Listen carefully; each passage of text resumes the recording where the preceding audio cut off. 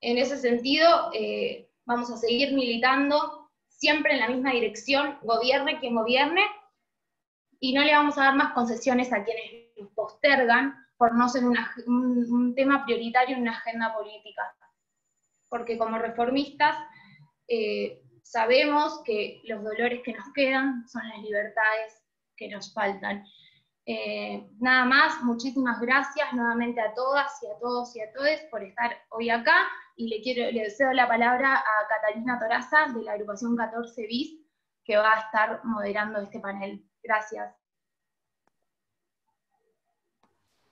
Hola a todos, ¿cómo están? ¿Me escuchan bien ahí? Bueno, sí. Asumo que sí. Bueno, vamos a arrancar ahora sí con las exposiciones de las 4 oradoras que van a estar hablando hoy. Va a empezar Cintia Brites, que les comento un poco, es abogada, es maestranda en Filosofía del Derecho, es coordinadora del curso IBE del posgrado de la Facultad de Derecho de la UBA, y es integrante también de la red de profesoras de la misma facultad. Así que va a arrancar ella. No sé si querés empezar. No te encuentro. Ahí estás. Gracias. Bueno, nada, primero quiero empezar contándole la felicidad que tenemos en haber podido generar este espacio de debate y discusión académico, militante, feminista, sobre la despenalización y legalización del aborto.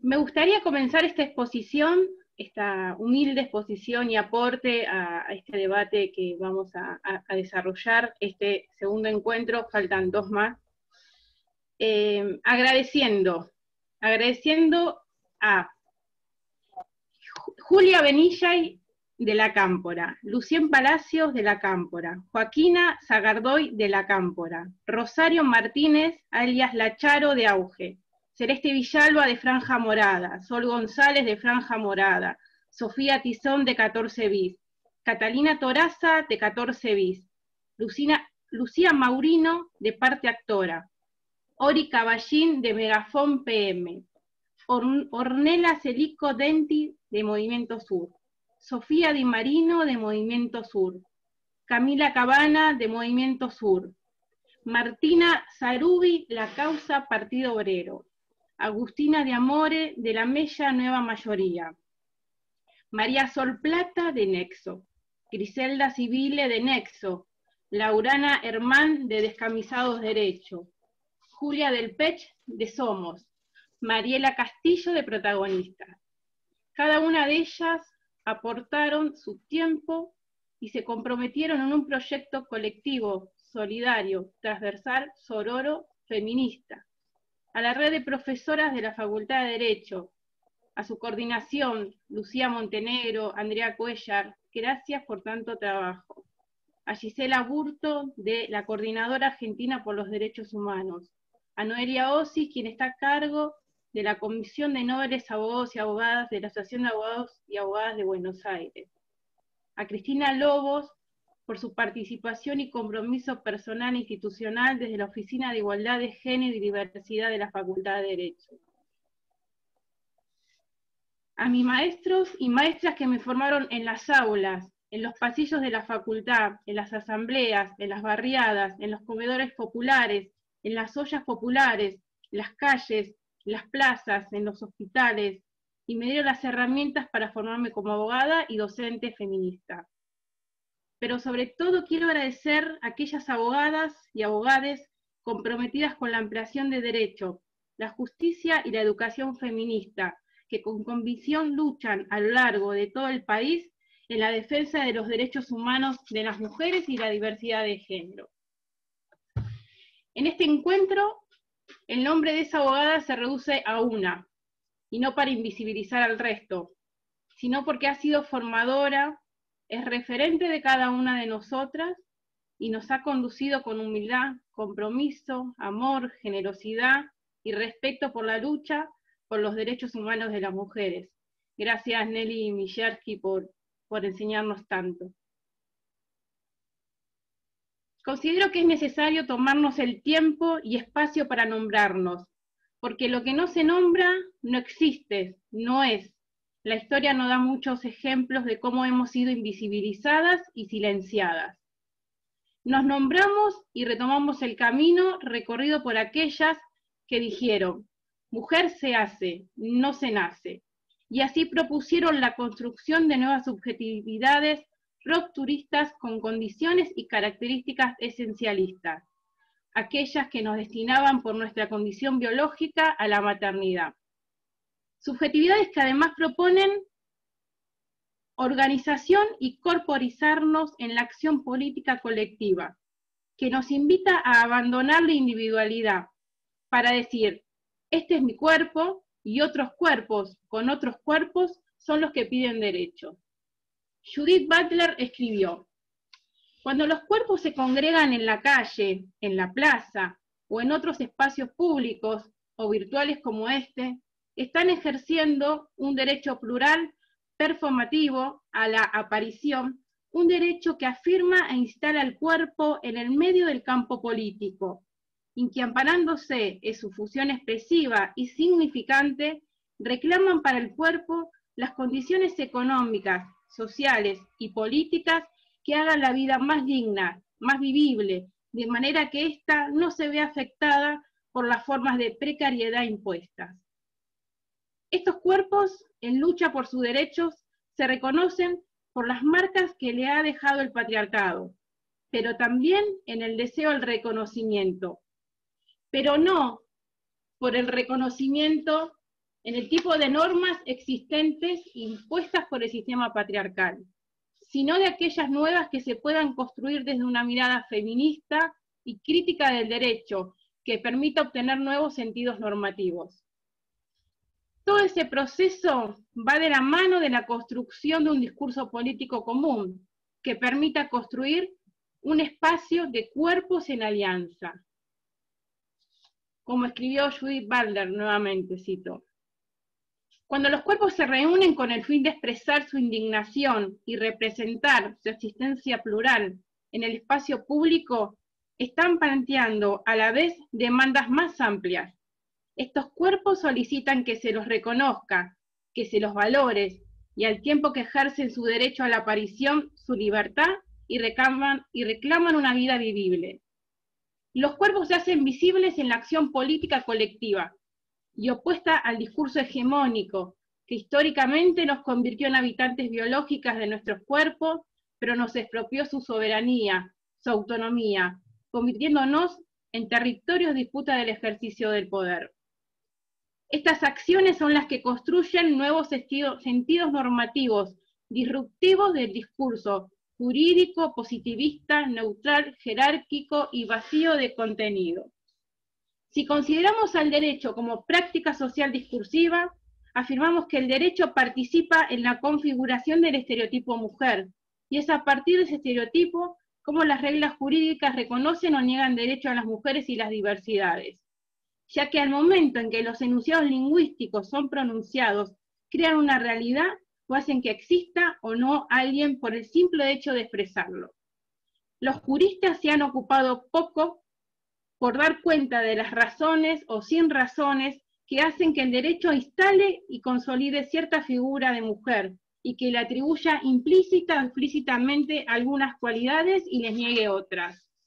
O peor aún, estos juristas portadores legítimos del saber han aportado a señalar qué textos legales deberían conservarse o derogarse según si quiera mantener o modificar la situación existente de la mujer y la diversidad. Lo paradojal del derecho es que no basta con cambiar la ley, ni siquiera su existencia garantiza el derecho, porque el discurso jurídico opera con fuerza singular más allá de la pura normatividad, y está la creencia, ficciones y mitos que consolidan un imaginario colectivo resistente a transformaciones. Además, describe la doctora Alicia Ruiz que la realidad y las verdades de esa realidad son siempre construcciones también sociales y por lo tanto contingentes y relativas construcciones culturales en las que el derecho también interviene. El derecho es orden impuesto, prescribe lo que se debe y no se debe hacer, decir o pensar, y de ese modo legitima orden y roles. Y así interviene en nuestras vidas, cuando promete, otorga, reconoce o niega. El discurso es complejo, opaco, paradójico, enunciado por actores diversos, cada uno de los cuales agrega, modifica, elimina sentidos. Las subjetividades e identidades sociales e individuales son entonces, y al menos parcialmente, instituidas por este discurso conformado por muchas voces que no dejan de hacerse oír, y que pugnan por ganar lugares o por preservar los que tienen alcanzados. Para correr el velo y así mostrar qué poder sustenta determinado discurso jurídico, se requiere una educación jurídica transdisciplinaria que profundice la relación entre la teoría del derecho y la teoría feminista, que no limite la discusión a la simple modificación de una ley, sino que ponga en discusión los presupuestos epistemológicos androcéntricos que construyen el conocimiento jurídico. Necesitamos una formación jurídica con perspectiva de género que construya argumentación jurídica con nuevos significados, que permitan una interpretación de la norma con sentido político en su rol de asignación de derechos. Este es el debate propuesto en este espacio, en el cual, como escribió Hannah Arendt, la acción política tiene lugar porque el cuerpo está presente. Aparezco ante otros, ante otras, ante otros, y con ellos, quienes aparecen ante mí, construyo un espacio común en donde se permita la aparición. Ese proceso de aparición no es sencillo, es complejo, ya que requiere enfrentamientos intersubjetivos y agregaría políticos. Pero aquí estamos, en cuerpo y en voz, siendo, haciendo, porque yo existo en tanto cuerpo político, aliada a otras u otros, para crear un espacio común que nos permita actuar juntas por el derecho a decidir. Gracias.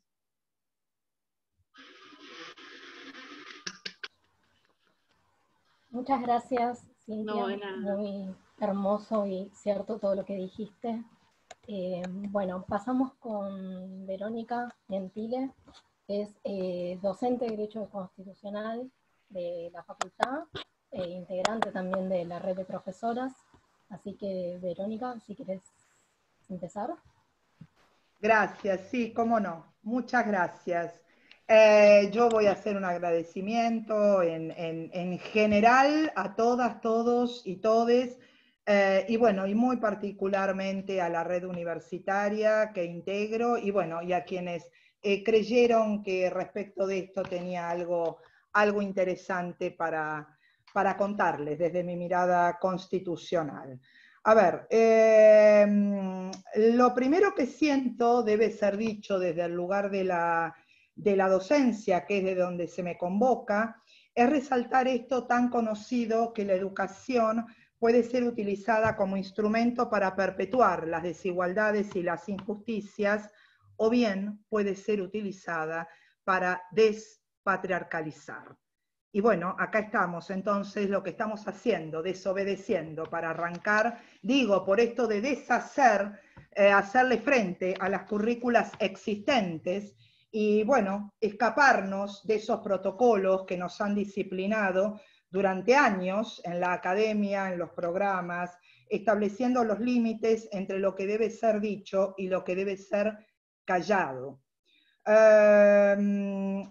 En tal sentido, bueno, aquello que tanto decía Foucault, ¿no? Lo de los saberes sometidos, y si sobre esto conoceremos las mujeres, ¿no? El feminismo, en sus diversas vertientes, venimos todo el tiempo a problematizar. Tengo para mí que estamos desemprolijando en la exigencia de construir nuevas políticas específicas para nosotras. Y allí entonces, digo, el deber ser constitucional que impone miradas atravesadas por lo político institucional en un contexto determinado. obligando obviamente a los distintos actores políticos a que den la mejor respuesta en un marco de máximo desarrollo de los derechos humanos. Insisto sobre esto porque el piso mínimo no va más.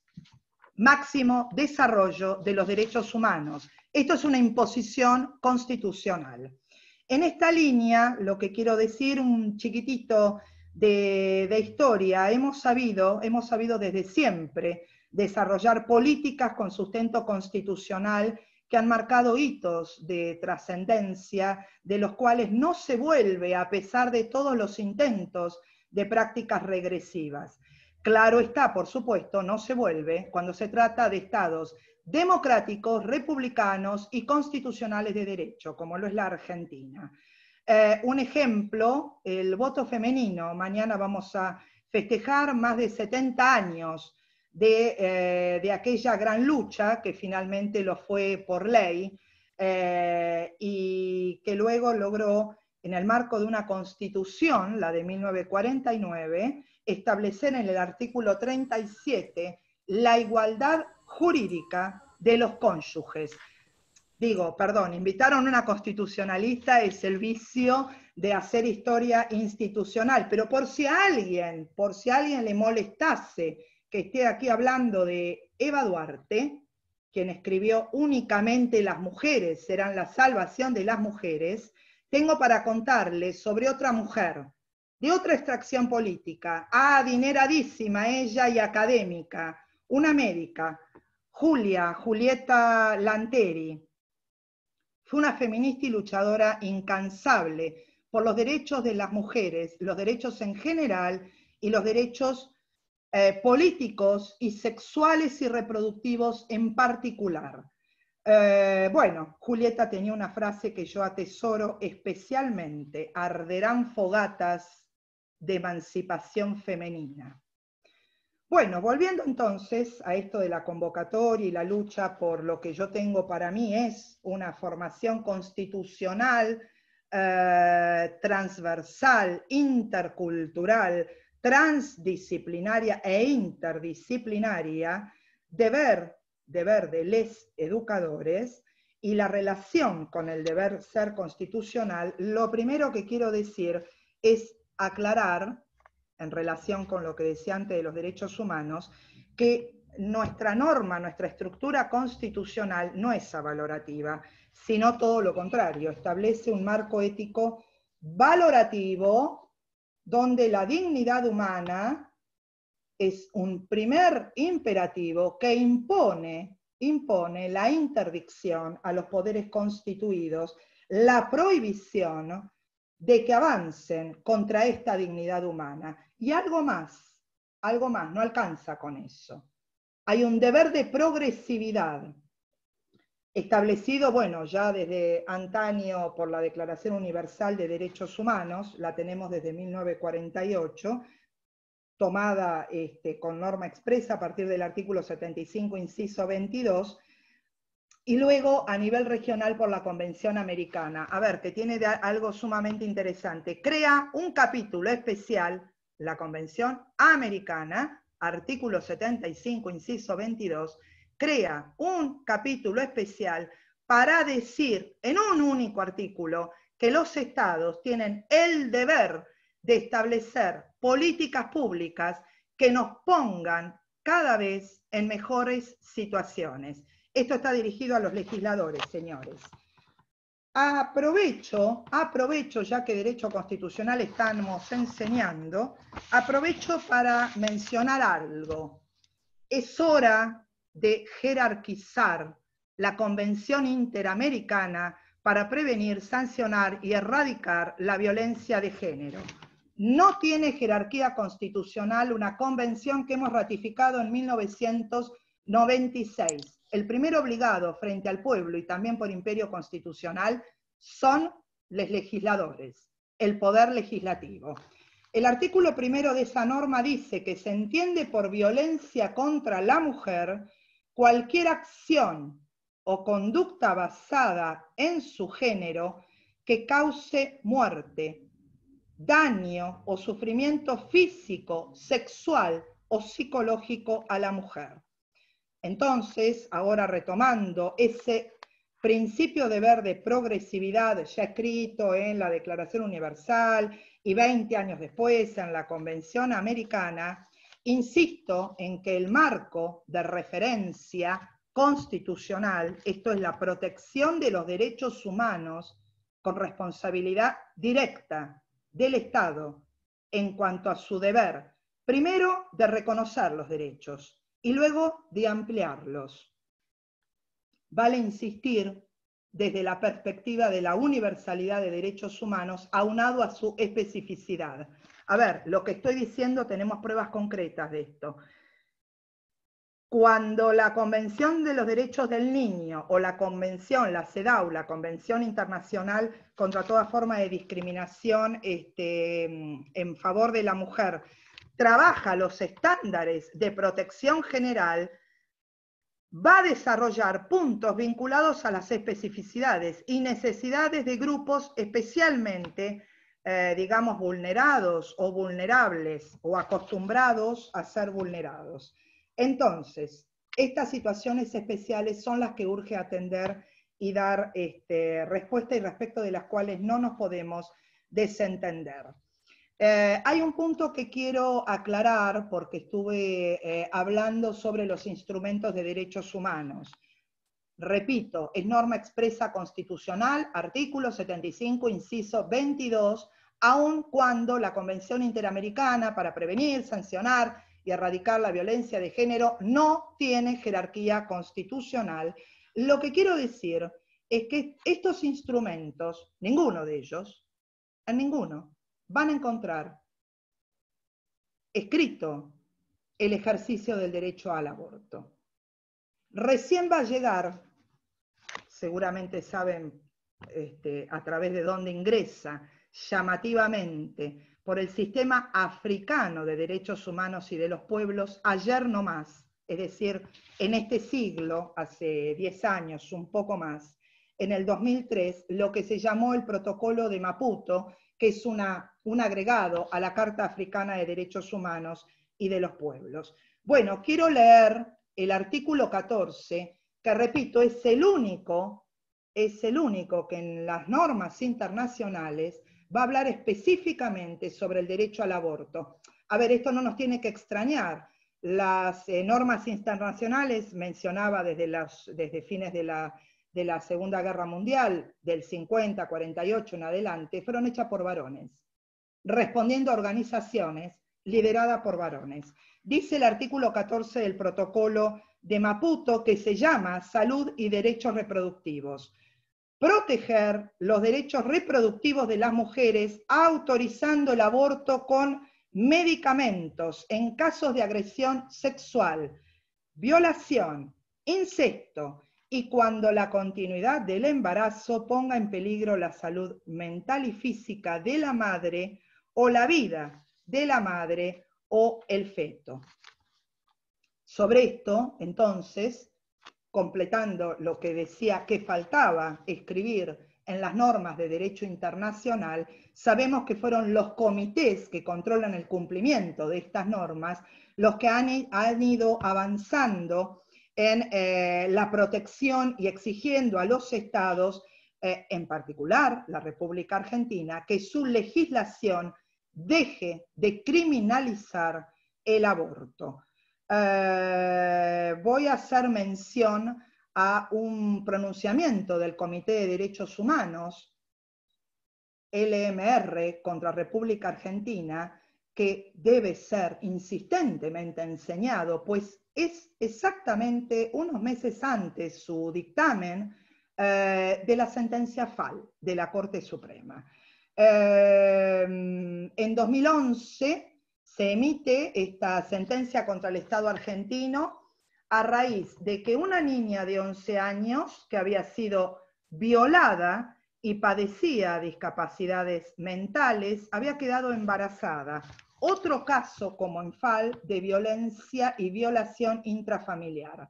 A esta niña el Poder Judicial bonaerense le niega, el patriarcado integrado en el Poder Judicial bonaerense, le niega el cumplimiento de norma expresa, pues el artículo 86, ahí las expertas en derecho penal ya lo explicarán.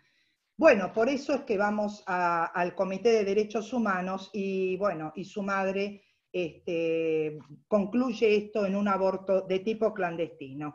Quiero destacar que el comité lo que dice, para sumar las normas y a lo que somos sometidas las mujeres, para sumar las normas aplicables, lo que dice es que someter a una niña, a una mujer, a un aborto clandestino, viola el artículo 7 del Pacto Internacional de Derechos Civiles y Políticos, que refieren a la prohibición de tortura, trato cruel, inhumano y degradante. Ahora bien, la Constitución Nacional no es una llave que pongo en la cerradura y se produce una magia de tipo Harry Pottiana. Hay un deber ser constitucional que debe ser construido con los actores sustantivos en los estados democráticos constitucionales. Y el primero, en el marco de la representación a la que nos debemos, es, otra vez, insisto, el legislativo. Hay dos normas expresas que la Constitución Nacional, más allá de las que mencioné, vinculadas al derecho internacional, que son esenciales para sostener que el ejercicio del derecho a abortar tiene quicio constitucional. Una es el artículo 19.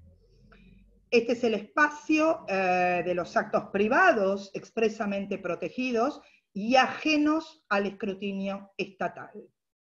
Cuando estoy hablando de norma expresa constitucional, estoy hablando de un deber ser interpretativo.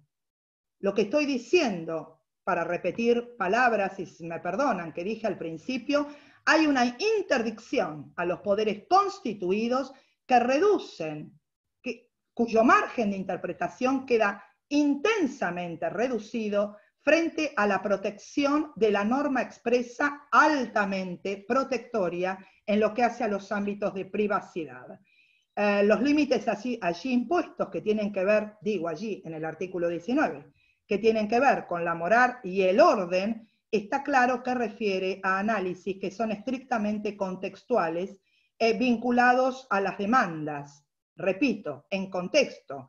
Así que, ¿saben qué? La demanda social, nuevamente lo dejo como mensaje al poder político obligado, la demanda social deben enterarse que ya está, del mismo modo que la Corte Suprema utilizó este artículo como quicio para declarar la inconstitucionalidad en Cejián de aquella ley que me prohibía volver a casarme estando divorciada, amparándose en los cambios sociales. Bueno, insisto que tiene que salir el poder político nada más que a ver este Zoom, a ver las calles, a ver los pañuelos verdes, para enterarse que la demanda hace rato está instalada.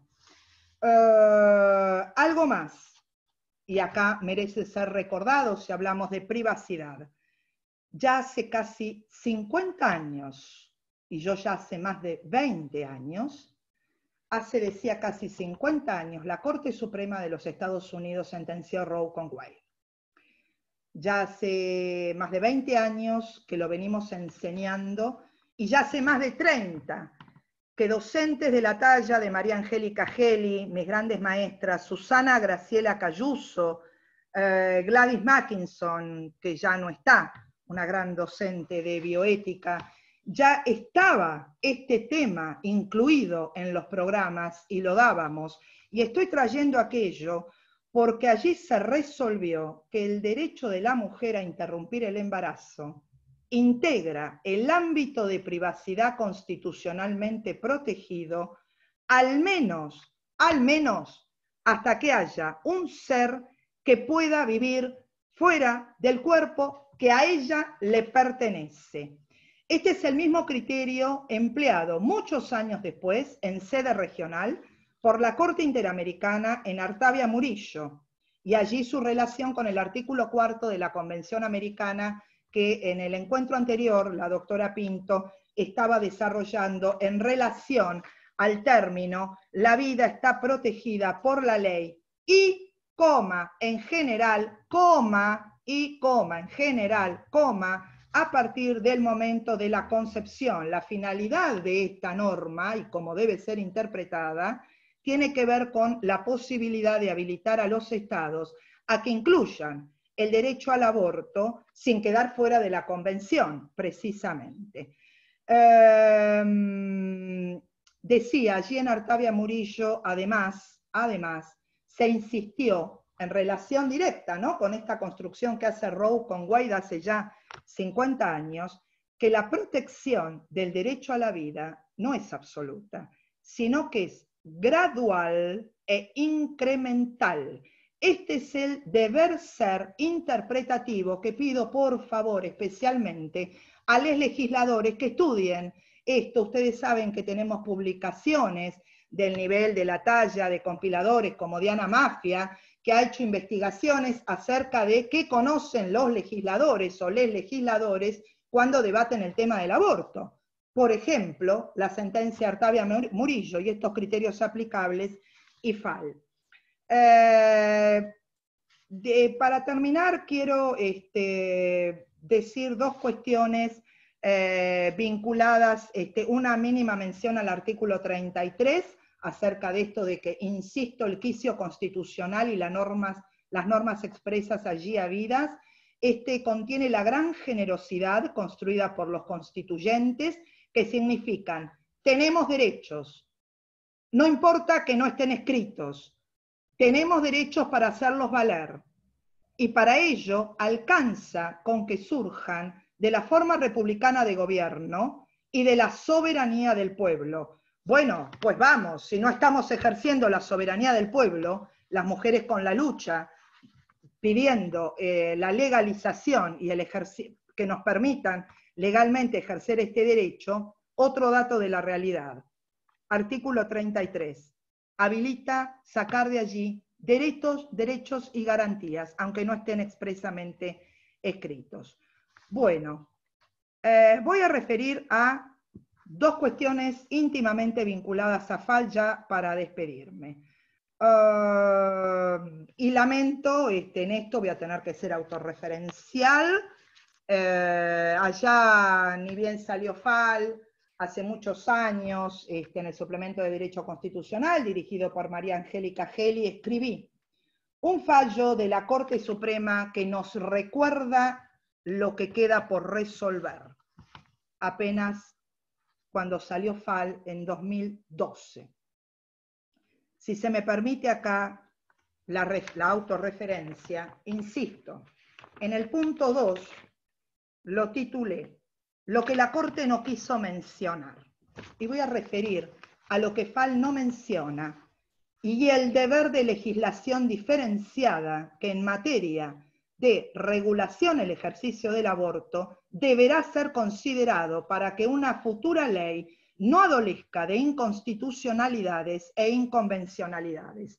Y estoy hablando de algo que las ciencias sociales hace rato han llamado violaciones intrafamiliares. Esta terminología la Corte parece que, aun cuando entró en un caso en el que no había caso, pues era una cuestión abstracta, parece que no entendió que FAL, aunque está claramente descrito y escrito en la sentencia, fue durante 4 años violada por el compañero de su mamá.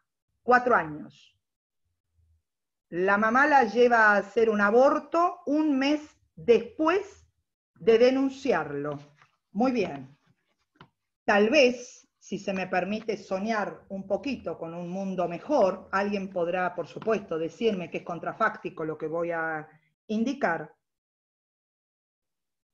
Tal vez, si la Corte en aquel momento hubiera mencionado algo acerca del deber y las responsabilidades de los cuidadores cuando se trata de violaciones intrafamiliares, tal vez estaríamos invocando FAL para esos desarrollos, como nos gusta invocarlo, para las cuestiones que tienen que ver vinculadas al beneficio que FAL deja para las mujeres.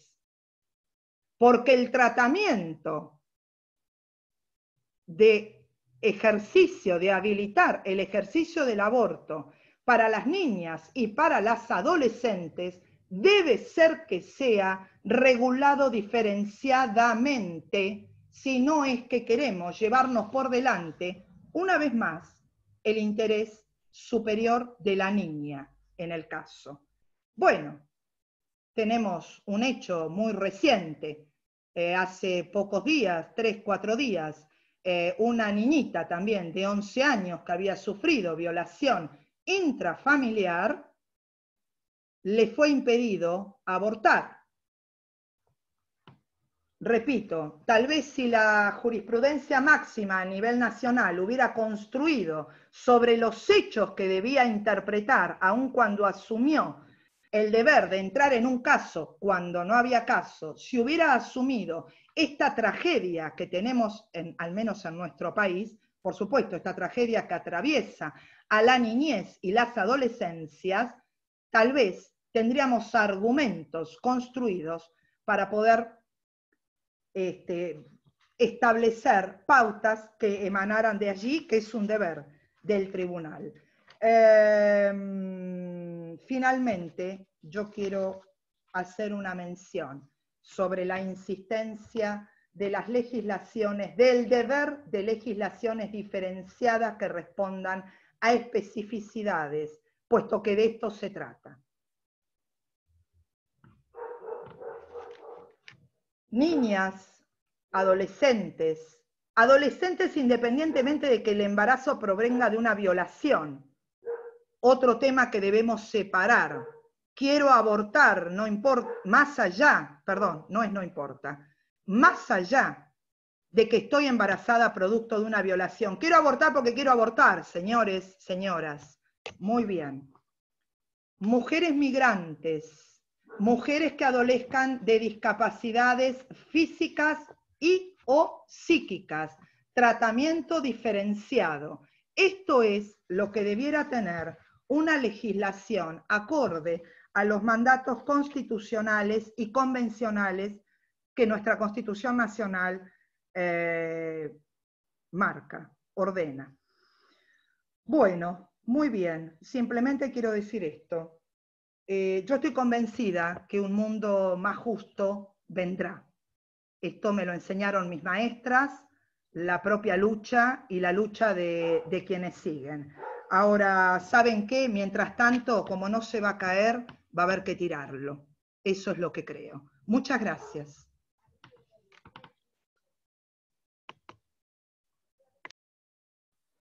Muchas gracias, Verónica. Interesantísimo todo. Te agradecemos por haber estado acá. Bueno, ay, se me cayó el auricular. Bienvenida Sofía Lancilota, que va a estar también exponiendo. Ella es docente del Departamento de Derecho Penal y Procesal Penal, es también integrante de la red de profesoras y es también integrante de Limando Rejas. Así que bienvenida Sofía. Gracias. Te doy la palabra. Fue la pantalla. Bueno. Ya estoy, tuve un desajuste con la pantalla. Bueno, primero que nada quería agradecerles a todas las organizadoras, en particular a Pila, Nelly Mijelski por haber generado este espacio y a todas las redes integrantes, para no olvidarme de ninguna, sobre todo a las estudiantiles, que me parece que son las grandes protagonistas de este movimiento en general. También agradecer obviamente a la red de profesoras por elegirnos a Verónica y a mí como representantes para este primer encuentro de los próximos que sigan con nuestra participación. Y bueno, en ese sentido también quería destacar el espacio horizontal que conforma la red de profesoras de la Facultad de Derecho de la UBA, que bueno, es pionera en una serie de redes que se fueron creando con la misma línea. Me parece muy importante en ese sentido la sororidad que rige el funcionamiento de la red. Y también quería aprovechar para pasar el pequeño chivo de que presentamos un libro el año pasado, después de todo el clamor de la lucha en las calles por la legalización del aborto. trabajando el tema desde todas las aristas jurídicas, o sea, desde cada especialidad y algunas incluso, digamos, varios puntos de vista desde la misma disciplina jurídica, ¿no? Pues, desde el derecho internacional, desde el derecho constitucional, desde el derecho penal, la criminología, me parece que aborda todas las cuestiones jurídicas, legales y hasta criminológicas que puede haber sobre la cuestión. Así que bueno, hecha esa pequeña introducción, les cuento un poco cuál va a ser mi propuesta de esta conversación, pequeña, para también dejar un poco de lugar al intercambio, a las preguntas, o a los aportes que puedan surgir. Voy a intentar hablar un poco desde la perspectiva penal, es decir, desde la criminalización del aborto, tanto desde la criminalización legal como desde la criminalización digamos, latente, ¿sí? No solamente de las penas que están insertas en el Código Penal, sino también de todos los otros castigos que las mujeres que abortan en nuestro país sufren. En este sentido, una pequeña mención a la historia de cuál es esa legislación, digamos, de dónde viene, cuáles son sus fundamentos, un poco también me lo ahorró Vero con todo lo que ya nos explicó, digamos, cuáles fueron las reinterpretaciones de esa misma norma que rige desde 1921 y cómo se tienen que interpretar en todo caso hoy, y las criminalizaciones que de cualquier modo subsisten. Así que, bueno, en principio pensar, ¿no?, que el castigo no es solamente, digamos, primero, ¿qué es el castigo? Bueno, el castigo es la privación de derechos, el castigo es hacer un mal, el castigo es, en principio, algo que está regulado, que emerge del Estado, ¿sí?, como centralizador de la pena, y que lo que busca es privar de derechos, provocar un mal o un daño. Eso puede ser, si es legal, obviamente va a estar legislado en el Código, en nuestro caso en el Código Penal, como también puede ser manifiesto o latente, en cuyo caso es aún más irracional ese ejercicio de poder punitivo, donde no reconoce características o tipicidades particulares, sino que se expande muchísimo más. Por eso creo que el aborto, y no voy a hablar solo del aborto legalmente permitido, sino también del aborto prohibido, ambos son en estas características penados de cualquier modo. Bueno, y también hacer una aclaración de por qué voy a hablar de las mujeres. Hablo de las mujeres en primer lugar porque la norma las tiene como sujetos. Este delito, el delito de aborto, es patrimonio exclusivo del género, de la identidad genérica femenina, de mujeres, digamos.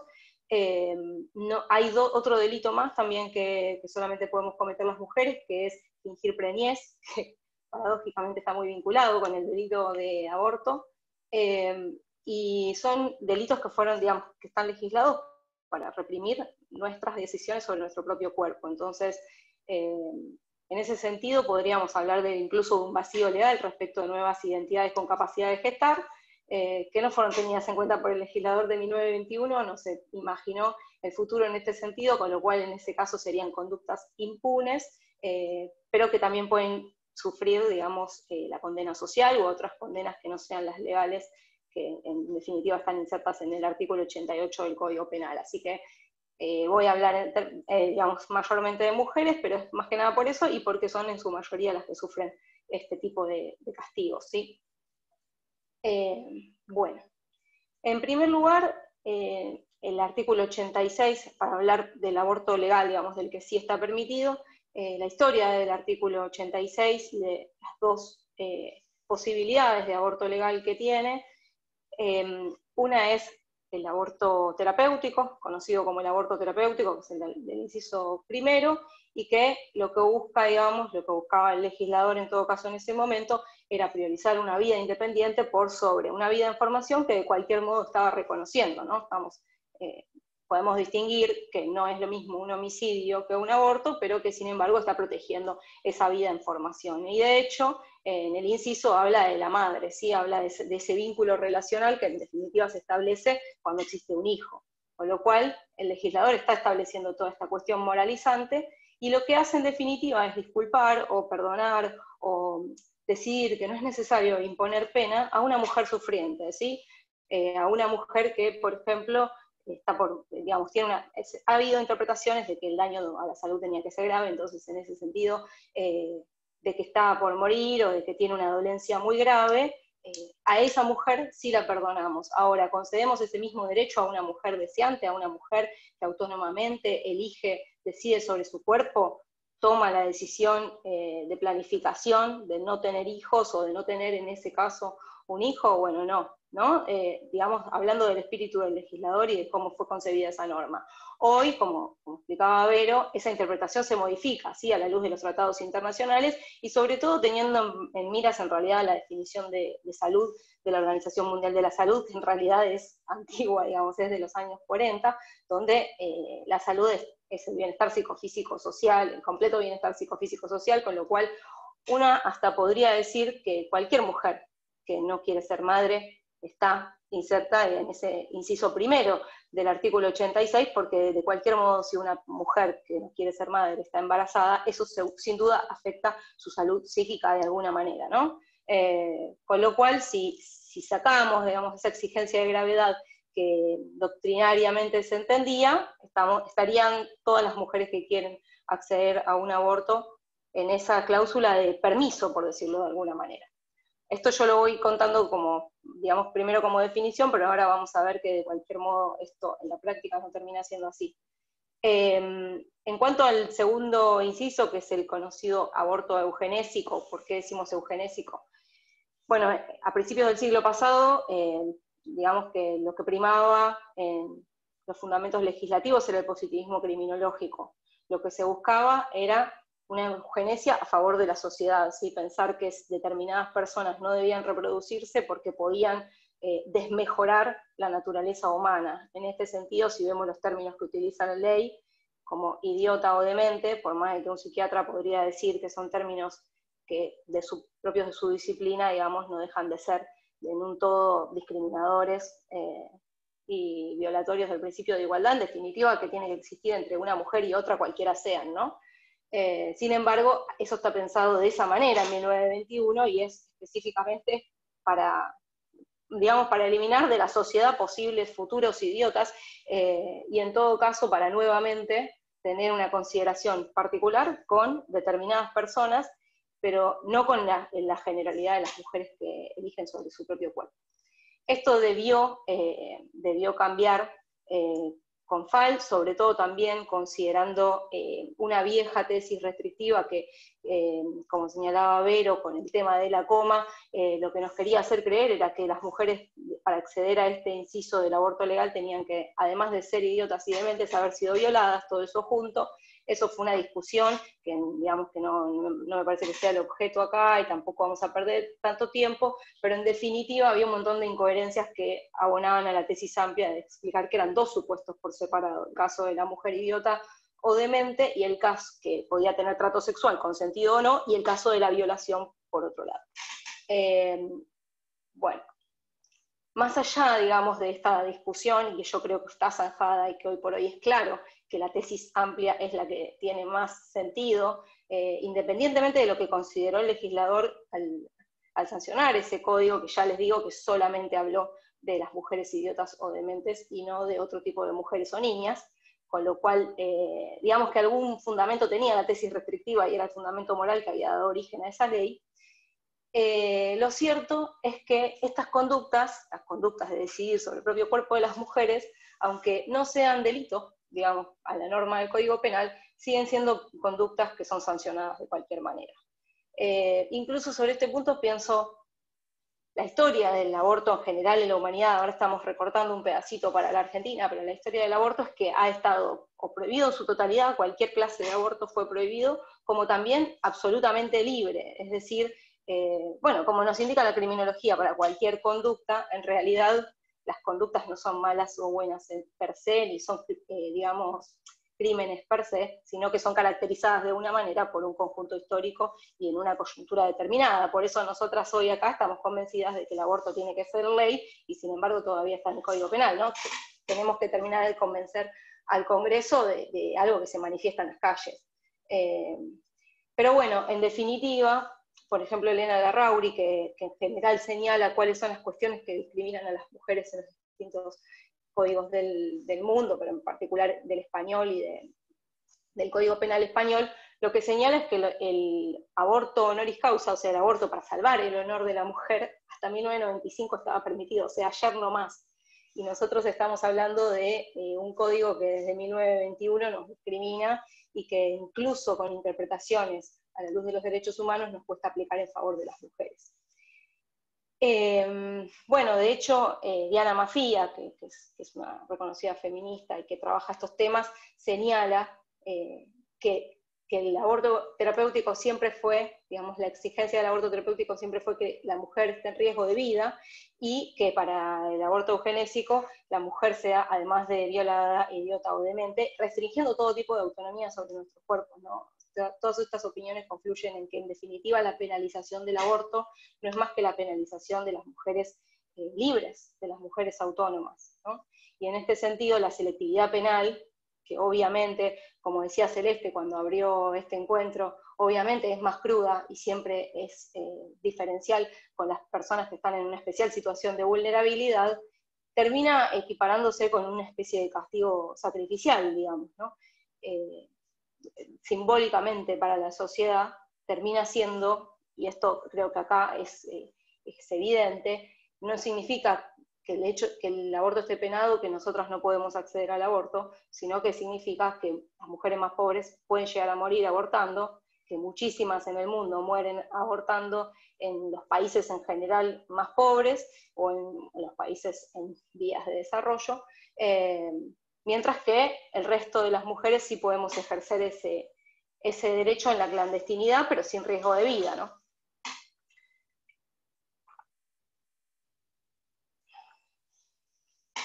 Bueno, y para pasar a definir un poco cuáles serían este tipo de penas, ¿no? La pena, obviamente la pena de prisión, que es la que está en el artículo 88 del Código Penal, simplemente es una pena, digamos, expresa y legal, que establece que la mujer que se practica su propio aborto, consciente que otra persona se lo practique, va a ir a la cárcel de 1 a 4 años, pero de esa misma pena, que es la pena legal, se derivan un montón de otras penas latentes, otros castigos latentes, como son, por ejemplo, la prisión preventiva, ¿sí? Que ustedes saben que es una cautelar para asegurar el proceso penal contra una persona, que muchas veces se ha llevado a cabo en base a mujeres que fueron al hospital a salvar su vida después de un aborto mal practicado, y que terminaron, digamos, directamente del hospital yendo a prisión, en prisión preventiva, denunciadas en el hospital por este delito. Y acá de vuelta vemos cómo impacta de manera diferencial, obviamente, la interseccionalidad del género, esto es, las mujeres más pobres,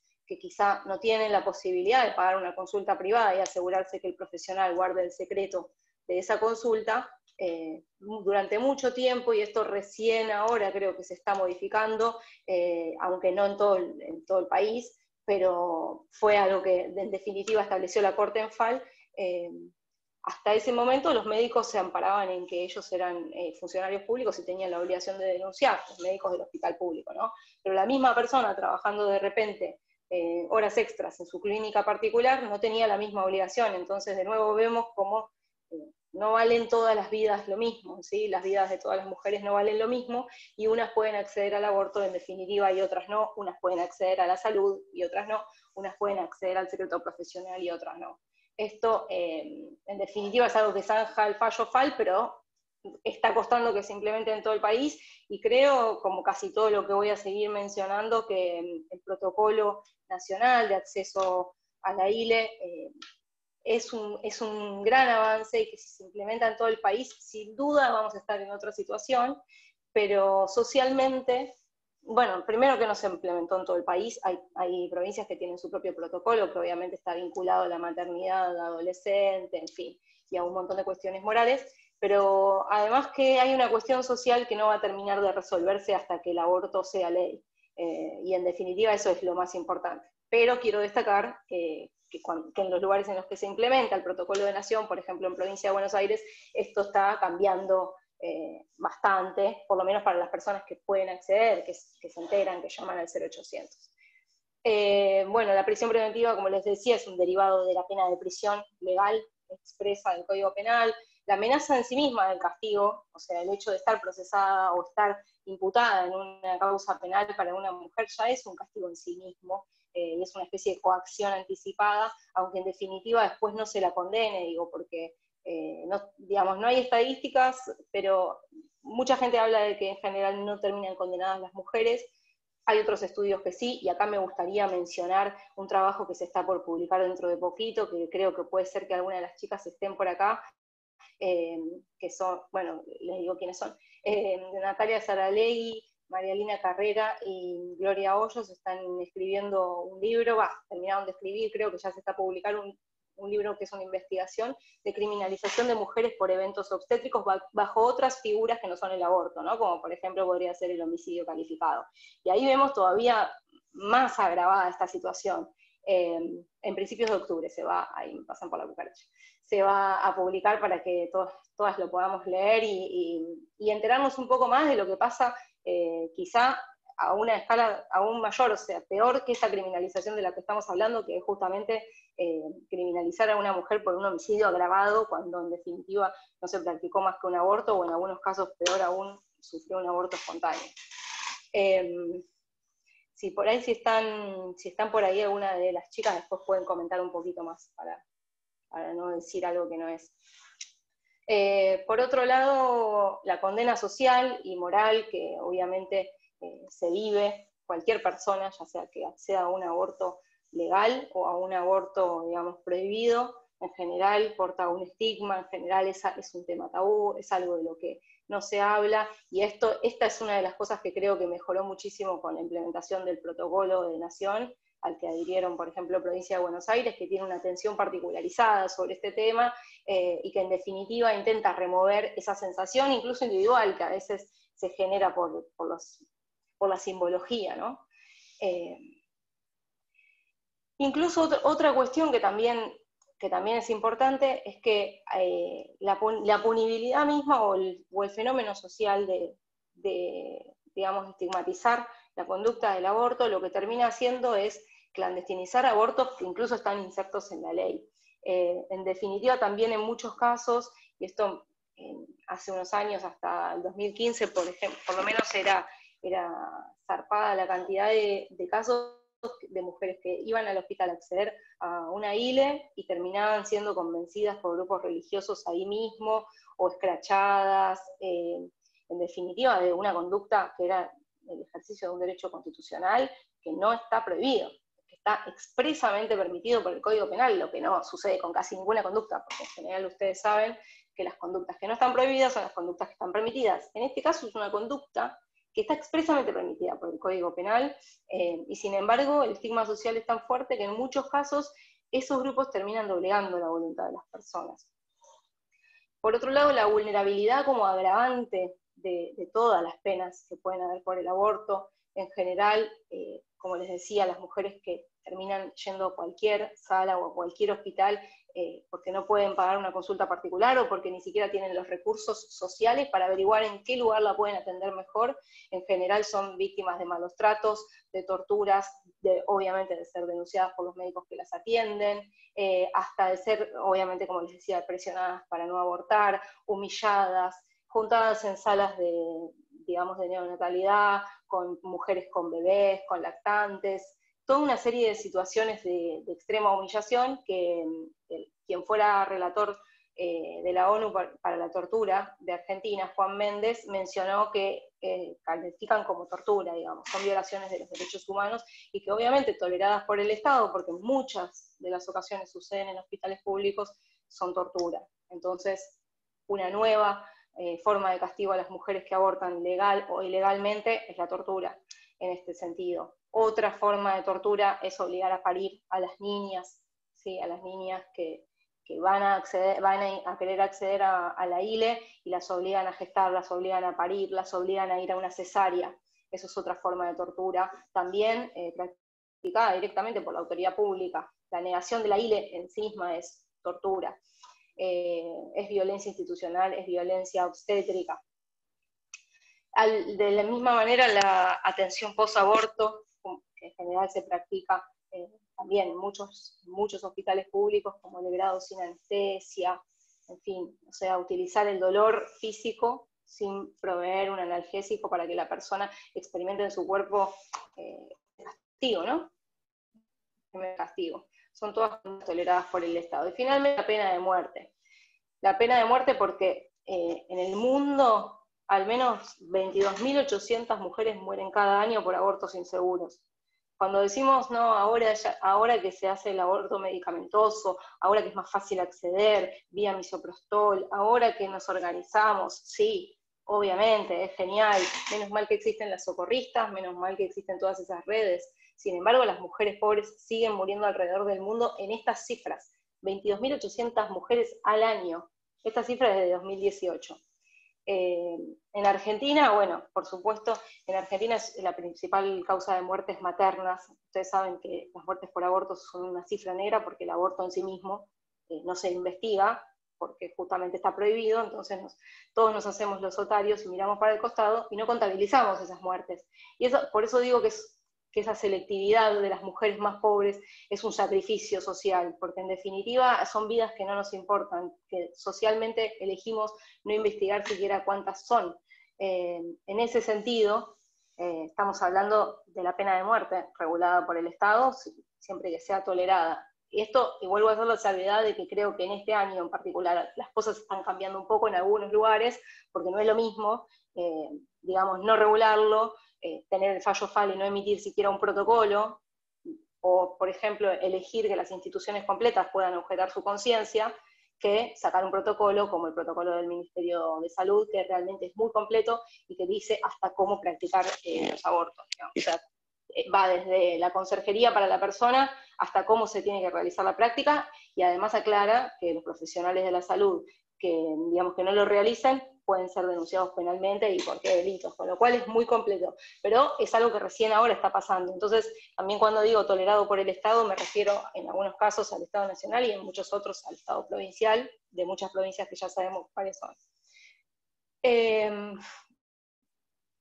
definitiva, hay un montón de otros castigos, y quería mencionar algunos castigos colaterales porque también involucran a otras personas que no son las propias mujeres que abortan, como pueden ser las represalias a las socorristas, los despidos disciplinarios a las miembros de la campaña, médicos y médicas denunciados por homicidio cuando practican un aborto de hile, digamos, a una niña violada, la creación del 0800 Provida con dinero estatal para convencer a las mujeres que están desesperadas de que no aborten, la pluralidad de casas, estas Herbert, no me acuerdo cómo se pronuncia, de estas casas yanquis que se instalaron en todo el mundo, pero en particular en Argentina hay un montón, que ponen carteles en las redes sociales, tenés un embarazo no deseado, te podemos ayudar, y después cuando la mujer va, lo que hacen es convencerla de que no tiene que abortar, que tiene que tener ese hijo que la ama. Amenazas en redes sociales a las mujeres que llevan pañuelo verde, agresiones físicas por la calle. Son todas una serie de castigos que en definitiva sociales también proliferan, justamente porque el aborto no es ley, porque en definitiva cuando legalicemos el aborto, todo esto va a mermar. Es un coletazo, digamos, del estigma social, ¿no? Y dos preguntas más me quedan respecto de si puede calificar como pena por el aborto o no, o como pena consecuencia del aborto o no. Una es si tener un hijo, una mujer que no quiere tener un hijo y está embarazada, obligada a parir, como en los casos que acabamos de mencionar, es una pena que tiene que pagar, en definitiva, por ser mujer, o por qué, digo, lo planteo también como interrogante para abrir el debate. Y por otro lado, si una persona que nace, digamos, en una familia que no lo quiso, concretamente en una mujer que quería abortar, pero no pudo acceder porque el aborto no es legal, no está pagando también en sí una pena, y esa pena no sería violatoria incluso del principio de personalidad de las penas, porque vendría a este mundo en una familia que no lo quiso como pena por una conducta que ni siquiera cometió.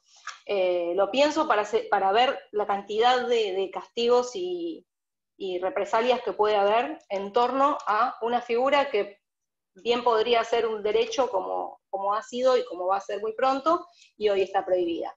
Lo dejo también como interrogante para si quieren comentar algo. Gracias. Muchas gracias, Sofía. Muy bueno, te agradecemos. Antes de continuar con la última oradora, quería comentar que pueden enviar sus preguntas al chat y que después vamos a estar leyéndolas si tienen preguntas o comentarios o lo que fuese. Y bueno, por último, va a hablar Noemí Rempel, que es profesora adjunta de Derecho Penal y Procesal Penal de nuestra facultad, y a su vez es docente en carreras de posgrado de la UBA. Bienvenida, Noemí. Muchas gracias. Gracias a las organizadoras por la convocatoria para hablar de un tema del que hablo hace muchos años. Acá hay mucha gente joven, y cuando me invitaron y escuché la participación de las disertantes la semana pasada, me pareció importante empezar, más allá de que mi enfoque va a ser específicamente jurídico, contándoles a ustedes que en nuestra casa, en esta casa, se habla del aborto desde hace muchos años. Hace 40 años que soy profesora regular, y hace más de 40 años publiqué mi primer separata en el Instituto Gioja sobre aborto.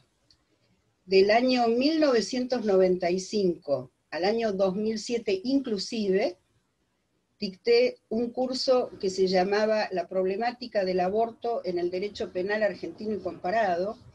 Era un curso cuatrimestral, en consecuencia lo dábamos 2 veces por año. 26 comisiones tuvimos de este tema, con un promedio de 40, 50 alumnos por cada curso, donde encaramos la problemática del aborto desde todos los lugares. Asistieron médicos, psicólogos, católicas por el derecho a decidir, religiosos. Le dimos la voz a todos aquellos que estaban involucrados en esta cuestión. Suelo bromear diciendo que nos faltó hacer un aborto arriba del escritorio, el resto hicimos de todo porque nos parecía trascendente abordar esta cuestión. Tema que en nuestra facultad se enseña no solo desde el derecho penal, desde el derecho constitucional y abiertamente, como les digo, hace muchísimos años. Mi conversación de hoy tiene un enfoque específicamente jurídico, tal como me plantearon en la convocatoria, y me parece importante compartir con ustedes que así como en nuestra facultad no es nuevo hablar de este tema, en el mundo tampoco es nuevo hablar de este tema. Allá por 1890, en Alemania, comenzaron las primeras voces despenalizadoras del aborto. En 1910 en Francia se hablaba sobre esto. Se sostenía, postura que llega hasta nuestros días, que para que un embarazo llegue a término y corone en el nacimiento de una persona, se hayan involucrados 2 bienes jurídicos diferentes. Por un lado, el bien jurídico vida del feto, y por el otro lado, el bien jurídico autonomía de la voluntad, libertad, proyecto de vida de la mujer. Cuando estos 2 bienes jurídicos son convergentes, el feto quiere vivir y la mujer quiere estar embarazada, la situación es armónica y el ordenamiento jurídico protege esa gestación, amenazando con pena la acción de un tercero que pretende matar al feto sin el consentimiento de la persona gestante. El conflicto se suscita cuando ambos bienes no son convergentes. Cuando el feto quiere vivir, presumimos que el feto siempre quiere vivir, pero la persona gestante no quiere estar embarazada. Frente a un conflicto de 2 bienes jurídicos, ambos constitucionalmente reconocidos, no existe una regla de solución como la que aporta el derecho para otras disyuntivas. En otras disyuntivas el derecho nos dice ley posterior deroga ley anterior, ley especial prevalece sobre ley general, ley prevalece sobre decreto.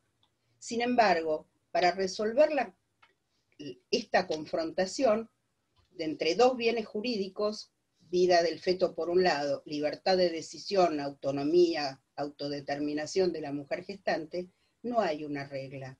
Y entonces se debe aplicar el criterio de la ponderación, es decir, sopesar los principios que concurren al caso concreto. y poder así resolver la controversia que se suscita. El mundo eligió dos sistemas para resolver este conflicto. El sistema de indicaciones o condiciones y el sistema de plazos. Un breve repaso por estos dos sistemas que fueron mencionados de alguna manera para entender mejor nuestro ordenamiento.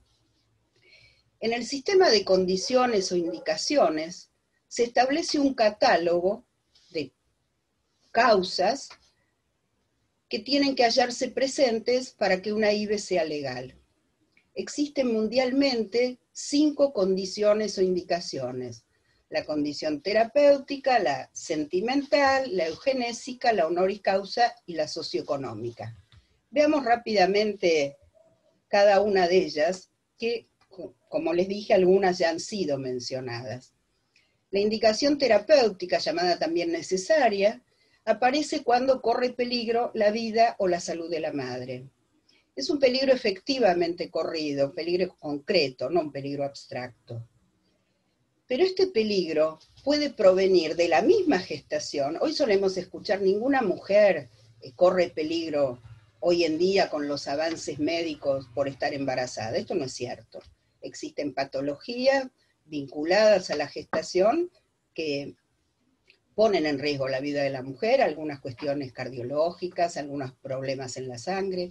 Pero cuando se habla de la causal de peligro en la vida, no dice peligro en la vida corrido por el estado de embarazo, sino peligro en la vida de la mujer, aun cuando ese peligro en la vida sea independiente de su estado de embarazo. Por ejemplo, una mujer embarazada de 3-4 meses de gestación con un tumor cerebral.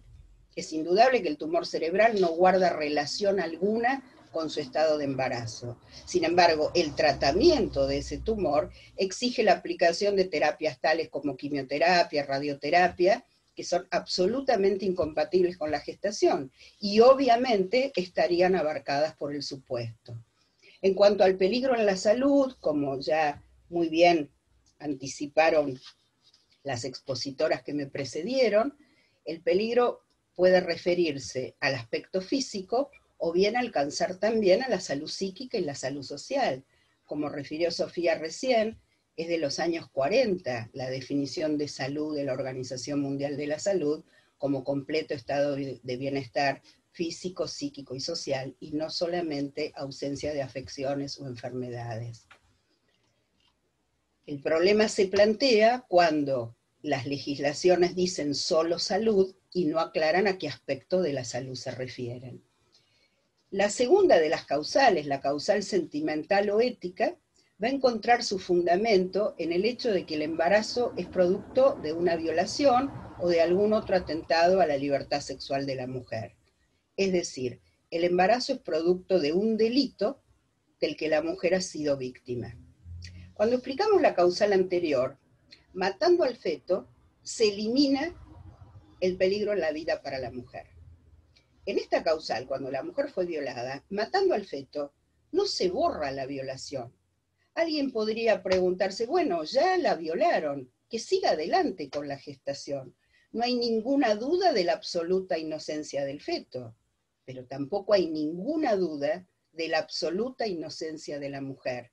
La terrible agresión sufrida por una mujer cuando es agredida en su integridad sexual y como consecuencia de esa agresión queda embarazada, nadie puede obligarla ni a continuar con esa gestación, ni a terminar con esa gestación. Es una decisión única de la mujer, una horrible decisión dilemática para la mujer, porque hay mujeres que ven en el nacimiento del niño producto de ese horror una justificación al horror que sufrieron. Otras, en cambio, les parece imposible que quede en el mundo un ser humano producto del horror que han vivido, aun cuando lo den en adopción.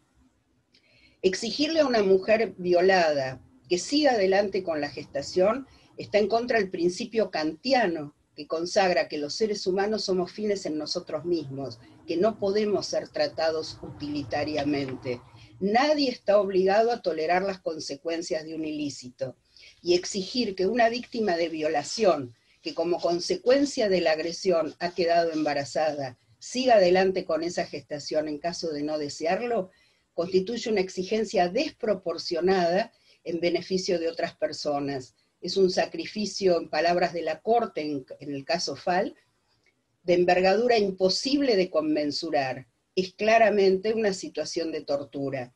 Y no podemos olvidar, cuando hablamos de esta causal, la problemática de la violación que ha adquirido una enorme significación en las guerras, como arma de guerra. Desde la Segunda Guerra Mundial, donde 200.000 mujeres chinas, coreanas, filipinas, bautizadas patéticamente mujeres confort, fueron secuestradas y enroladas como esclavas sexuales para servir a los soldados japoneses, y lo que pasó en Kosovo, en Bosnia, en Kuwait, en Ruanda. Todo eso ha llevado a que los organismos internacionales determinen que estas dos causales que acabo de mencionar, la causal terapéutica y la causal sentimental, sean consideradas derechos humanos básicos. Acá no está en juego debatir penalización o despenalización del aborto.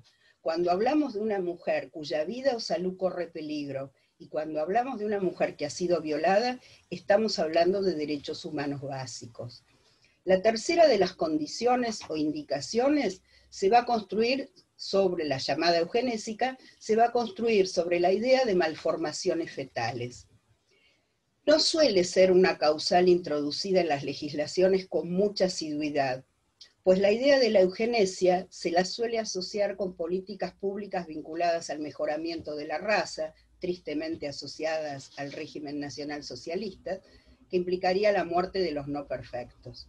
Sin embargo, el fundamento que podemos utilizar es un fundamento contrapuesto, acorde con el Estado constitucional de derecho, y que encuentra su basamento en justificar la práctica para evitar el sufrimiento, no solo de los fetos que al nacer tengan malformaciones, sino de su familia, de su madre y de las personas que hayan podido elegir evitar ese sufrimiento.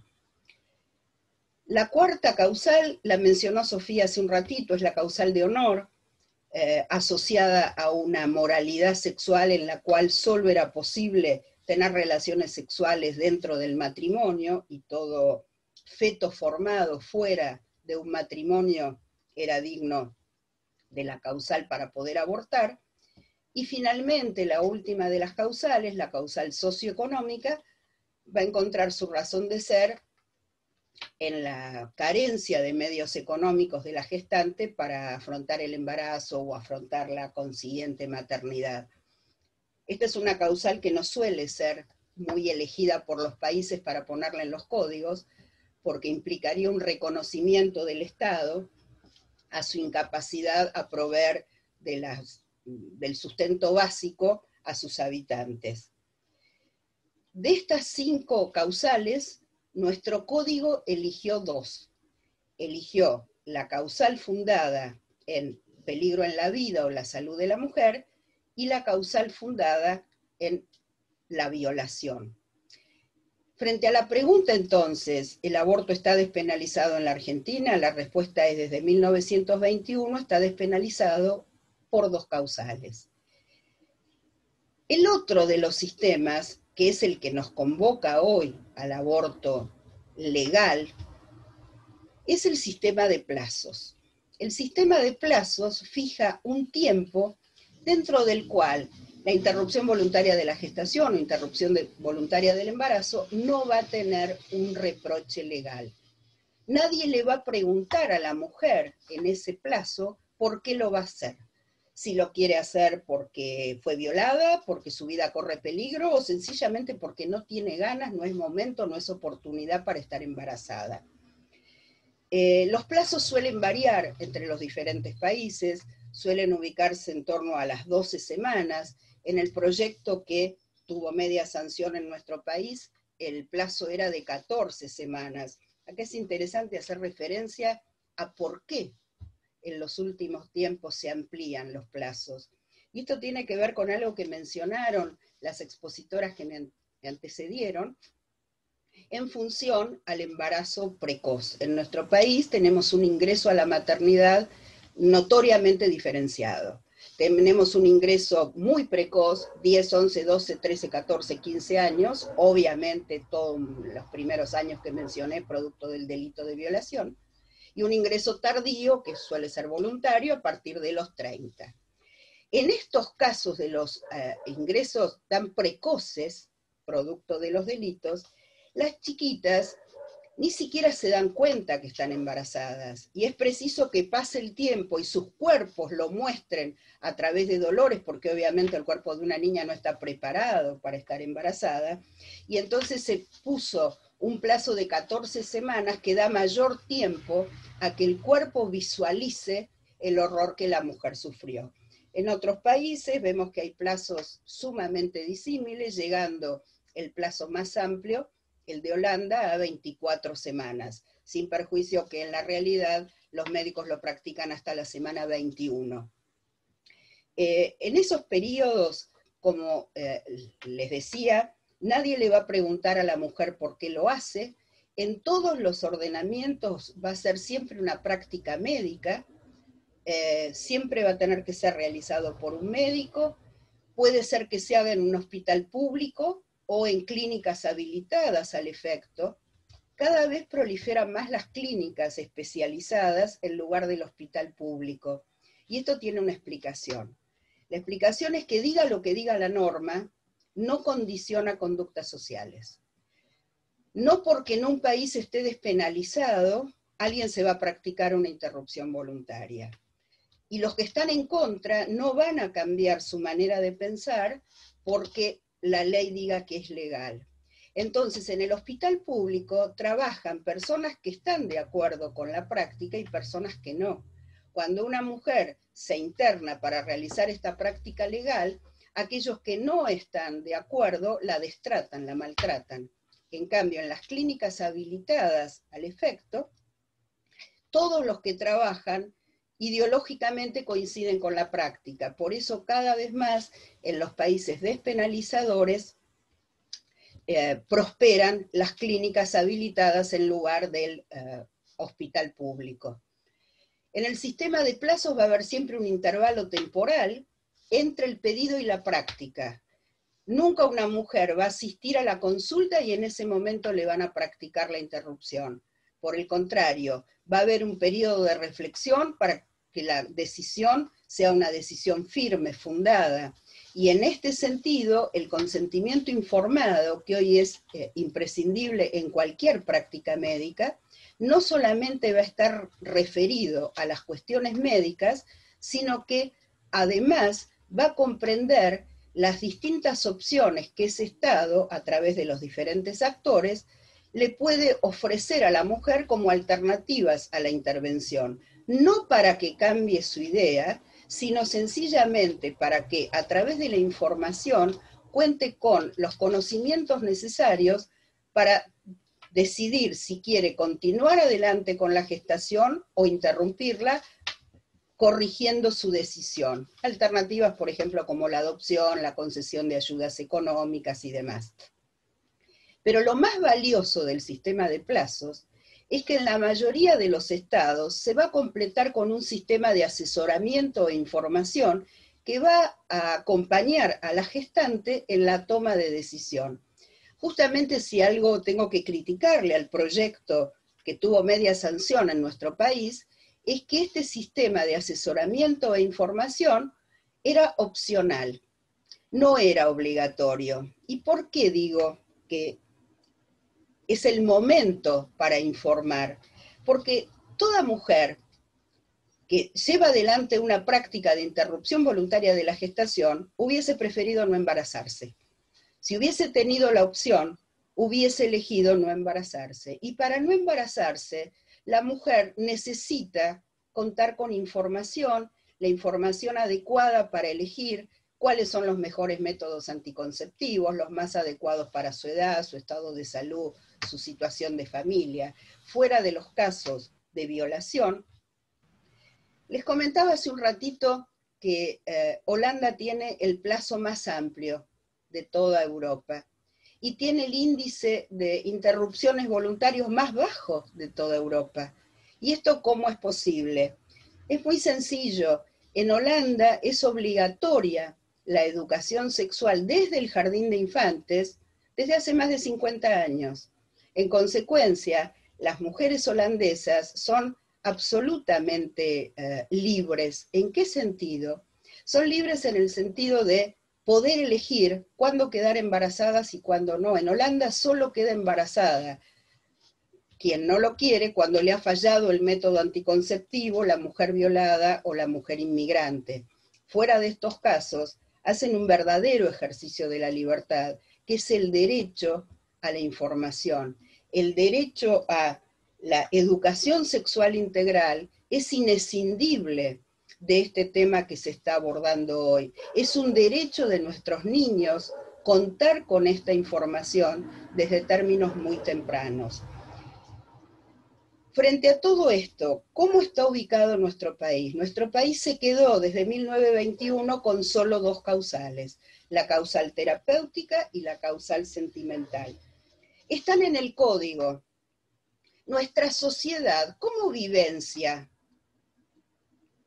el aborto?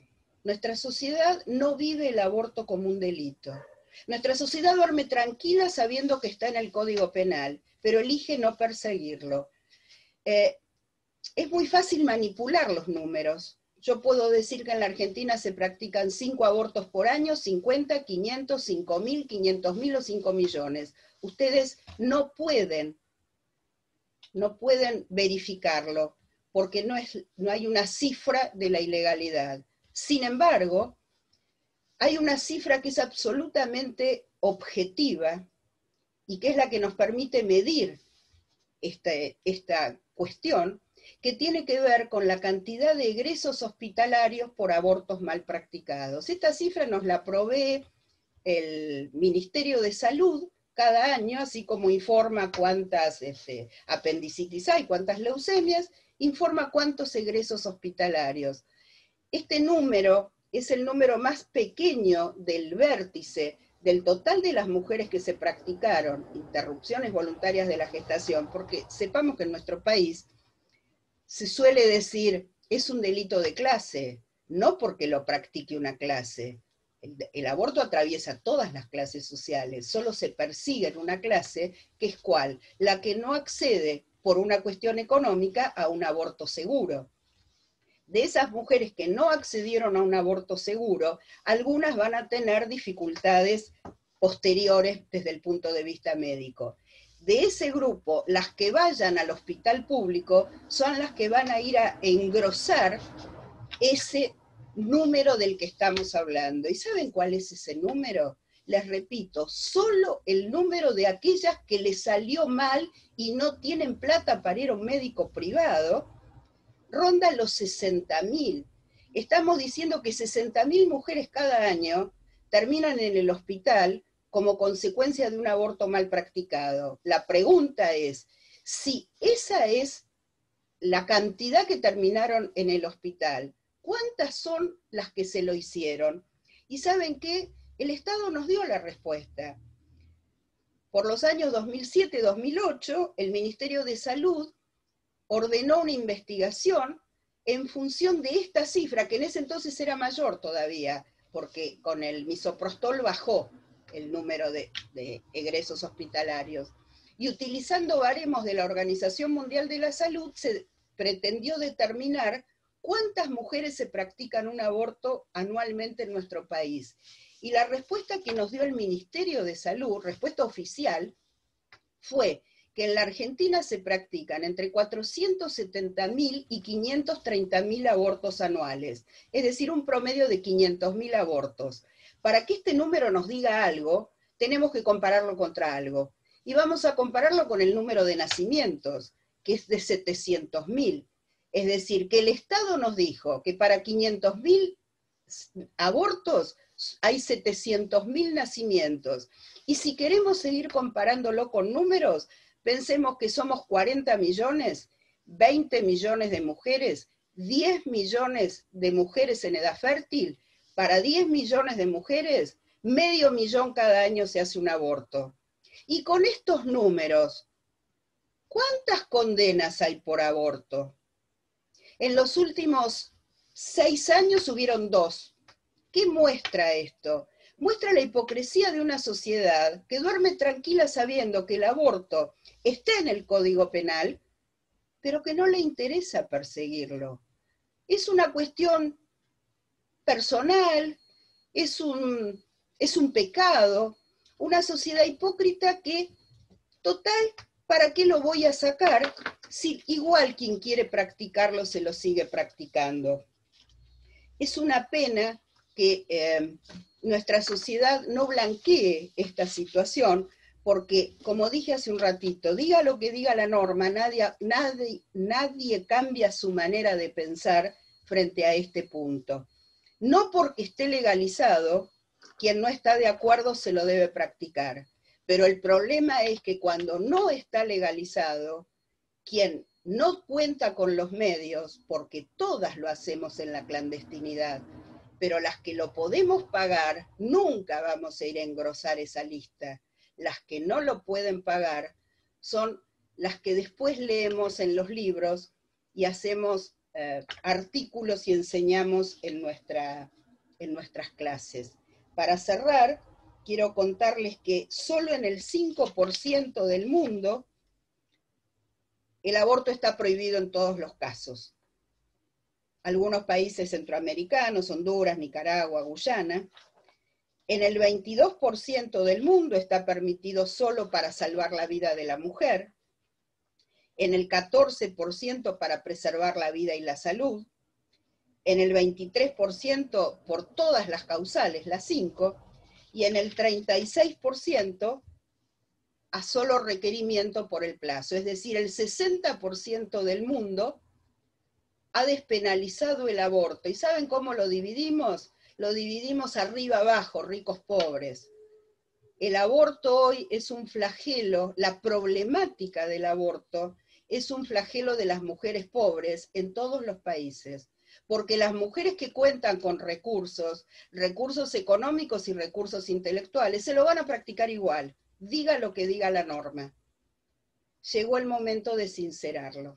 Les agradezco mucho la invitación.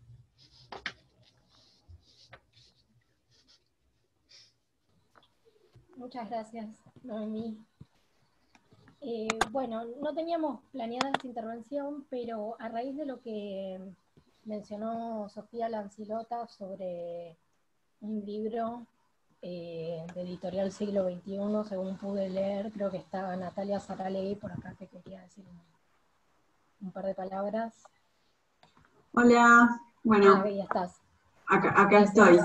Y también está María, si no me equivoco, María Lina Carrera, también está acá, ella también es de la red de profesoras y coautora conmigo del libro. Bueno, si quieren les contamos brevemente un poco, quizás para aportarles. Nuestra idea cuando escuchaba un poco a Sofía, pensaba que bueno, que es muy interesante todo lo que planteó ella respecto de distintas formas de castigo. Y bueno, un poco nuestra idea, nuestra investigación con María Lina Carrera, con Gloria Rebollos, lo que hizo fue profundizar a partir de el espacio de investigación del DECIF de Doctrina Penal Feminista que coordina Julieta Di Corleto. Nos hicimos una serie de preguntas respecto de las formas de criminalización de los eventos obstétricos en nuestro país. Y lo que hemos podido investigar, constatar, es que efectivamente, así como lo que planteaba recién Noemí, es tal cual, es decir, una baja cantidad de causas penales por la carátula de aborto, lo que sí encontramos es que, al igual que en otros países de la región, como por ejemplo El Salvador, en nuestro país se desarrollan causas penales con calificaciones legales muy graves, por ejemplo, homicidio agravado por el vínculo, abandono de persona, agravada la figura también por el vínculo, en donde lo que se persiguen son eventos obstétricos que por su definición no son punibles, porque no son ni controlables ni disponibles. En concreto, lo que hemos encontrado es una serie de mujeres que o bien fueron criminalizadas, o bien están en este momento en prisión por hechos sucedidos en el marco de sus embarazos, de su gestación. Nos referimos a situaciones de abortos espontáneos, partos en avalancha, partos en los que los bebés nacen sin vida, en donde a partir de situaciones muchas veces de violencia y también muchas veces, en la mayoría de las ocasiones, en contextos de pobreza, de falta de educación sexual, de falta de anticonceptivos, de falta de acceso a la salud, son mujeres que terminan sus días en prisión y que nosotras intentamos escuchar y poder amplificar su voz mediante esta investigación que desarrollamos, a través de la cual contamos la historia de 7 mujeres de distintas partes del país. Esto también me parece que está bueno para pensarlo desde una perspectiva federal, no es una cuestión que suceda solo en provincias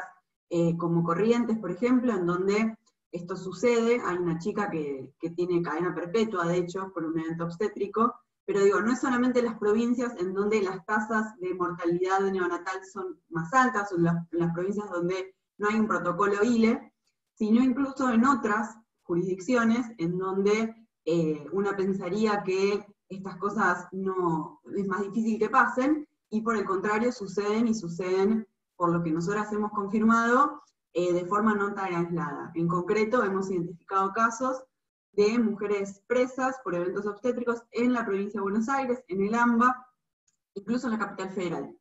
Entonces, un poco nuestra investigación viene a poner de relieve esto para poder incorporarlo como variante de análisis, que no solamente hay que fijarse la calificación legal de aborto, sino que también bajo calificaciones legales que tienen otro sentido, tienen otra naturaleza jurídica, se está encubriendo una criminalización de mujeres y personas gestantes por eventos obstétricos. Así que bueno, esto es un poquito la investigación que hicimos con María Lina y con Gloria. Hemos escrito un libro en donde podemos quizás después ofrecerlo para que esté a disposición como material de discusión, porque consideramos que es un elemento vivo y que está en permanente construcción, y bueno, y nos ponemos a disposición porque, por ejemplo, ayer en el posgrado que coordina Cintia Brites, que dirige Nelly Millerski, contamos esto, y lo que sucedió fue que una chica que estaba presente en la conferencia nos comentó un caso que estaba siguiendo ella, estaba participando en la defensa, justamente por estas mismas características. Así que también pensando en que este espacio sirva para defender a las mujeres criminalizadas, es que yo me quedo atenta al chat del Zoom y dejo a disposición mi correo para que cualquier persona que esté interesada en escuchar y en conocer más de lo que nosotros investigamos, podamos quedar en red, porque bueno, para mí creo que las redes y este tipo de espacios son la clave para poder amplificar estas historias tan tremendas. Y bueno, muchas gracias Sofía Lancilota por haber mencionado nuestra investigación, por esta construcción en red, que creo que es la que caracteriza a la red de profesoras de la facultad, y que por lo que vi estas últimas jornadas también caracteriza esta cátedra abierta. Así que bueno, muchas gracias.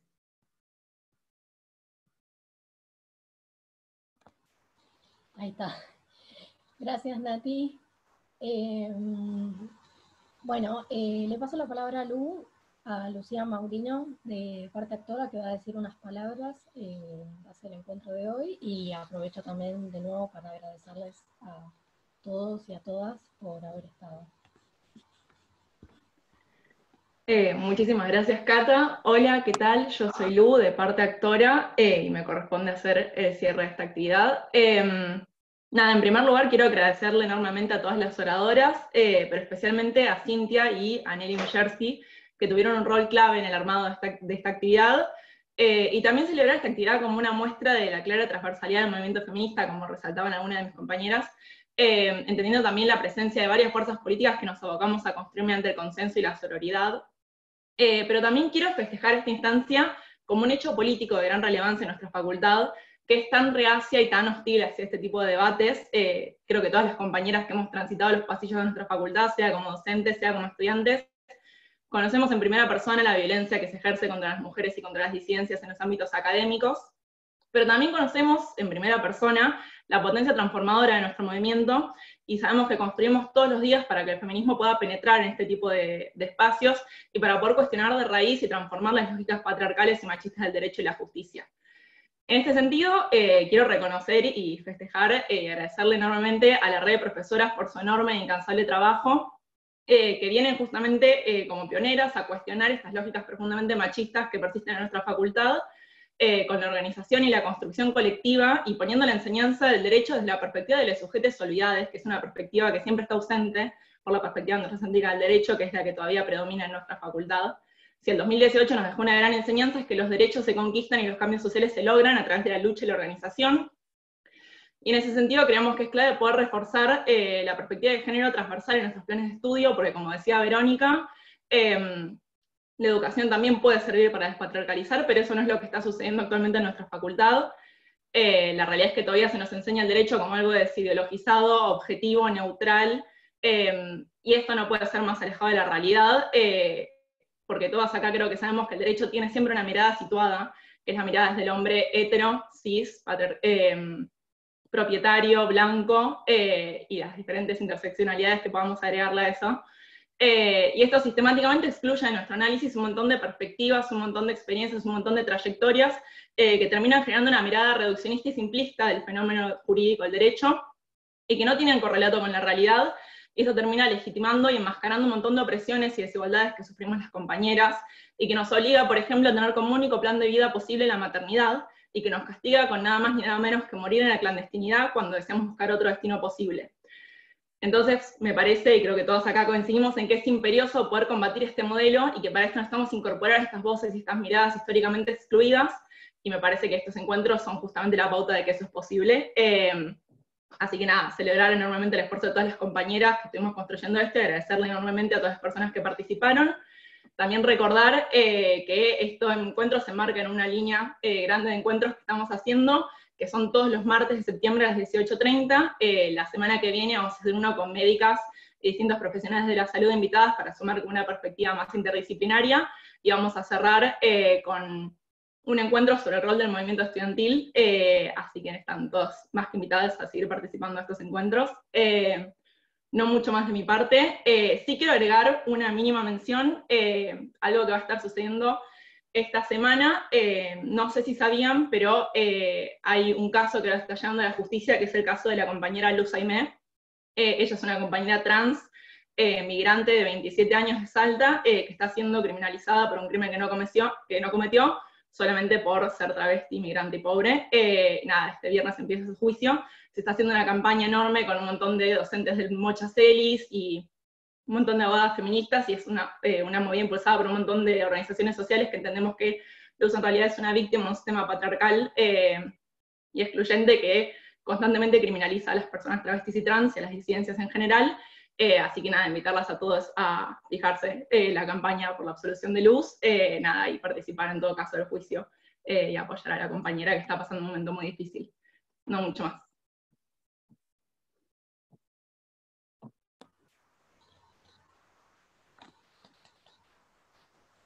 Nelly, creo que... Sí, ¿Querés? nada. ¿Ahí? No, las bueno. Felicito, estoy emocionadísima. Nada más que una reflexión de un minuto por lo que dijo la doctora Rempel respecto al proyecto y a las conserjerías. La experiencia indica que en el Uruguay, que está despenalizado y legalizado el aborto, y que tiene conserjerías obligatorias, está haciendo un impedimento feroz para la efectividad de la ley. O sea, una cosa es la prevención para futuros embarazos y otro caso es la conserjería, que en muchos países se convierte en un obstáculo en un tema como el embarazo, que el tiempo es fundamental. Nada más quería aclarar esto, y la verdad que me emociona, ya les mandé un mensaje, estoy admirada, ha sido un éxito y espero seguir trabajando realmente las exposiciones maravillosas, mucho nivel, o sea, todo hermoso. Recién no iba a hablar, iba a decir que quería aplaudir, que queremos un gran aplauso para todas y todes, para todas las que están, los que nos escuchan, las que organizaron, las que hablaron. O sea que segundo encuentro buenísimo. Un aplauso para todos.